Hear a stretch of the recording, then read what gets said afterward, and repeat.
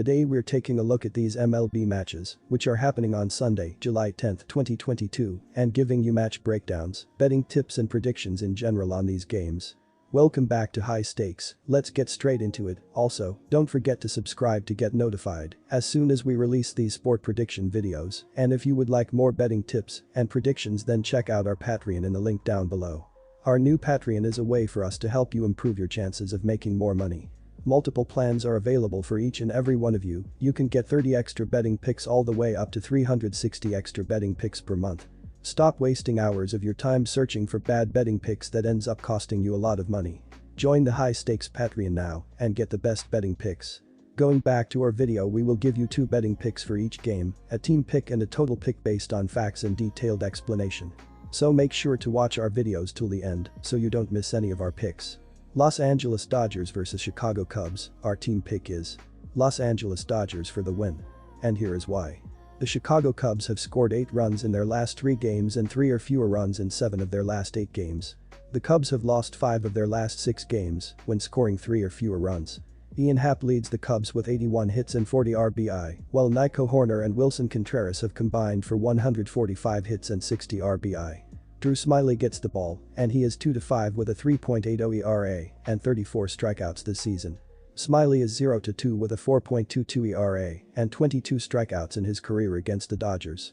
The Los Angeles Dodgers have scored 13 runs in their last 3 games and 4 or more runs in 7 of their last 9 games. The Dodgers have won 8 straight games when scoring 4 or more runs.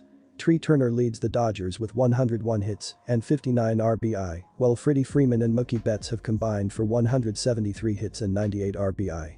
Julio Urias gets the ball, and he is 7-6 with a 2.57 ERA and 83 strikeouts this season.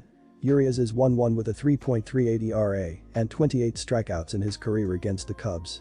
Drew Smyly has been respectable this season, but he hasn't pitched since May and has been dealing with an oblique injury. Julio Urias has been great all season, and that includes allowed 22 hits and 8 earned runs in his last 34.2 innings. Throw in the Dodgers' offense that's heating up in their form overall, it's hard not to side with the Dodgers for another victory. Give me the home team for the sweep. Our total pick is over the total, and here is why. The Cubs are averaging 4.35 runs per game and 4.03 runs per game on the road. They averaged 2.33 runs per game in their last 3 games against the Dodgers. With Los Angeles giving up 3.37 runs per game at home, the Cubs will be held under their average in this game. The Dodgers are averaging 4.99 runs per game and 4.88 runs per game at home. They averaged 5.33 runs per game in their last 3 games against the Cubs. With Chicago giving up 5.30 runs per game on the road, the Dodgers will score enough runs to push the score over the total. Seattle Mariners vs Toronto Blue Jays. Our team pick is Seattle Mariners, minus 1.5 runs. And here is why. There isn't a defense in baseball that doesn't hold their collective breath when it's Toronto's turn to bat. A home run from Vladimir Guerrero Jr. or someone else in the lineup could rip open the offensive floodgates for a team averaging 4.60 runs per game.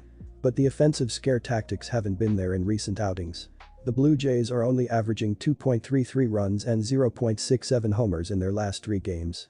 Things are far less scary when the big hits are nowhere to be found for this Toronto team. And that's a serious problem with the pitching already on rocky ground. Logan Gilbert can thank the Blue Jays for one of the 3 losses on his record. The 25-year-old righty yielded 6 hits and 3 runs in a 7-inning effort back in May at Rogers Center. Seattle's offense was more of the problem in that matchup, considering the team didn't even score a single run in the 3-0 loss. The Mariners have done a tremendous job of keeping the Blue Jays' bats in check for the most part in these head-to-head meetings. Their pitchers have really stepped up to help limit the big hits and keep games manageable. And Logan Gilbert will be no different. He was solid on the mound when staring down Toronto's hard-hitting batting lineup at Rogers Center back in May. Granted, he left with a loss in that game, but he doesn't deserve to be the recipient of any finger-pointing, considering the Mariners couldn't even muster a single run on offense. He put them in position to win that game, just like he's going to put the team in a position to win Sunday's game. Heading into Saturday's matchup, the Blue Jays were averaging only 2 runs in their last 3 meetings with the Mariners this season. A night of offensive struggles will only mean bad things for a Blue Jays team becoming too reliant on their big bats. Their pitching can't save them. Our total pick is under the total, and here is why.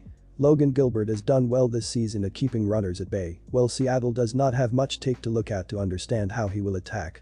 These bullpens have done okay this season as the Mariners are 12th in the sport with a 3.62 reliever ERA, while the Blue Jays are 23rd with a 4.31 bullpen ERA so far. The Blue Jays have scored 2 runs per game in their last 7 games, while the Mariners are averaging 4.83 runs per game in their last 6 games. All in all, go with the under to hit here. Boston Red Sox vs New York Yankees. Our team pick is New York Yankees for the win. And here is why. The New York Yankees have scored 23 runs in their last 3 games and 4 or more runs in 6 of their last 8 games. The Yankees have won 10 of their last 11 games when scoring 4 or more runs. Aaron Judge leads the Yankees with 89 hits and 65 RBI, while DJ LeMahieu and Gleyber Torres have combined for 144 hits and 72 RBI. Jameson Taillon gets the ball, and he is 9-2 with a 3.63 ERA and 74 strikeouts this season. Taillon is 2-0 with a 1.46 ERA and 16 strikeouts in his career against the Red Sox. The Boston Red Sox have scored 16 runs in their last 3 games and 4 or more runs in 8 of their last 10 games. The Red Sox have split their last 10 games when scoring 4 or more runs.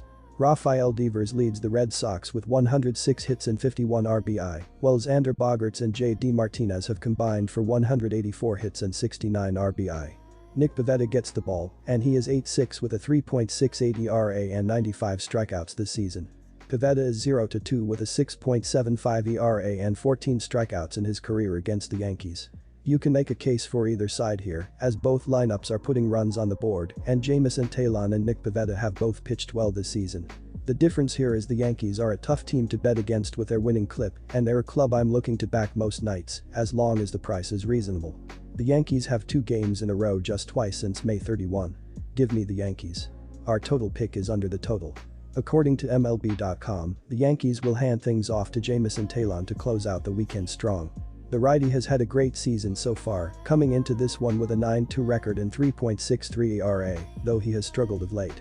The last time out against the Pirates, he allowed 5 runs in 5.1 innings, just a few weeks after allowing 6 runs to the Astros in 5.2 innings. Considering the firepower within Boston's lineup, Taillon will need to be careful in this one. It's likely to help matters that New York has one of the best lineups in baseball. Their ability to dominate opponents and put pressure on opponents' bullpens could be a crucial advantage this weekend. They rank first in all of baseball in runs scored per 9 innings, ops, and home runs, while doing much better than last season in limiting their strikeouts. Over the last week, DJ LeMahieu, .318 average, has led the way, including a grand slam in Thursday's opener, while their pair of middle infielders are hitting over .400 over that same time. Adding that to the big bats in the middle of the lineup, and this team will be difficult to slow down. According to MLB.com, Nick Pivetta is expected to get the ball and close out the weekend for the Sox on the mound. The righty has had an up-and-down season, much like the rest of the team, and comes into this one with an 8-6 record and 3.68 ERA, both respectable. He is coming off of his worst start of the season though, in which he allowed 7 runs across 5.2 innings in their last outing. Prior to that though, he was a lead on the mound as he tries to refine that form.